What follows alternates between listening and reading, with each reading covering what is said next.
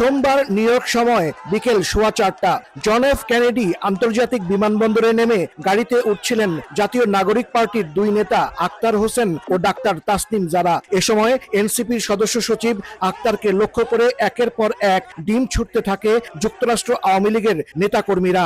অকথ্য ভাষায় গালাগালিও করে তারা।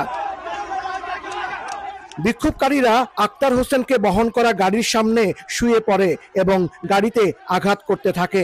এ সময় বিএনপি মহাসচিব ফখরুল ইসলাম আলমগীর ও হুমায়ুন কবিরও একই গাড়িতে ছিলেন। প্রধান উপদেষ্টার আবাসস্থলের বাইরে আওয়ামী লীগ নেতাকর্মীরা আবার জড়ো হলে সেখানে সমর্থকদের নিয়ে এ হামলার প্রতিবাদ জানান এনসিপি নেতাকর্মীরা। এ নিয়ে ম্যানহাটানের গ্র্যান্ড হায়াত হোটেলে সাময়িক উত্তেজনা সৃষ্টি হয়। হেনস্থার ঘটনায় নিন্দা জানিয়ে বিবৃতি দিয়েছে এনসিপির ডায়াসপোরা অ্যালায়েন্স।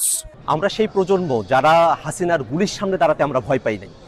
অতএব কারো ভাঙ্গা ডিমে আমাদের কিছু যায় আসে না, বরং এই ঘটনার মধ্য দিয়ে আবারও প্রমাণিত হয়েছে যে আওয়ামী লীগ একটি সন্ত্রাসী সংগঠন। আমরা আছি এবং আমাদের সাথে আরো অনেকে যুক্ত হচ্ছেন, আরো অনেকে যুক্ত হবেন। বাংলাদেশের মানুষ আওয়ামী লীগকে প্রত্যাখ্যান করেছে।